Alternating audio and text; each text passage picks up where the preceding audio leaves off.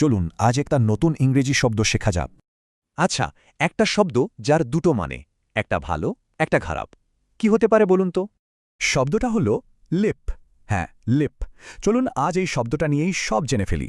তো লিপ বলতে আমরা প্রথম কি বুঝি একদম সহজ অর্থটা আগে দেখে নিই। এই যে আমরা কথা বলি, খাই, হাসি, এগুলো তো ঠোঁট বা লিপ দিয়েই করি, তাই না? কিন্তু লিপ শব্দের আরও অন্যরকম মানেও আছে। চলুন একটা গল্প দিয়ে ব্যাপারটা বুঝি।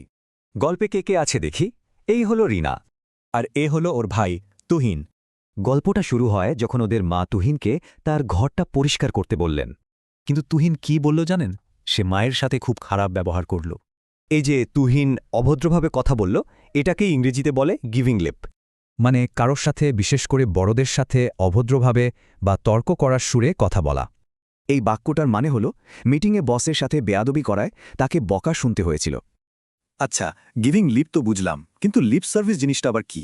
দুটো কি এক? না, এক না। লিপ সার্ভিস হল মুখে মুখে সমর্থন করা, কিন্তু আসলে কিছুই না করা। দেখুন, আসল প্রতিশ্রুতি মানে কাজে করে দেখানো, আর লিপ সার্ভিস মানে শুধু কথার কথা। যেমন এই বাক্যে নেতা শুধু মুখে আশ্বাস দিয়েছিলেন, তাই লোকে তার আসল উদ্দেশ্য নিয়ে সন্দেহ করে। তাহলে গিভিং লিপ আর লিপ সার্ভিস দুটোই কিন্তু একটা নেতিবাচক অর্থে ব্যবহার হয়। তাহলে চলুন একবার ঝালিয়ে নিই আজ কি শিখলাম। মনে রাখবেন, লিপ মানে ঠোঁট, অভদ্র কথা বলা বা মিথ্যা আশ্বাস দেওয়া। এই সবগুলো অর্থ জানা থাকলে ইংরেজি কথোপকথন বোঝা কিন্তু অনেক সহজ হয়ে যাবে। খুব ভালো। তাহলে পরের পর্বে কোন শব্দটা নিয়ে জানতে চান?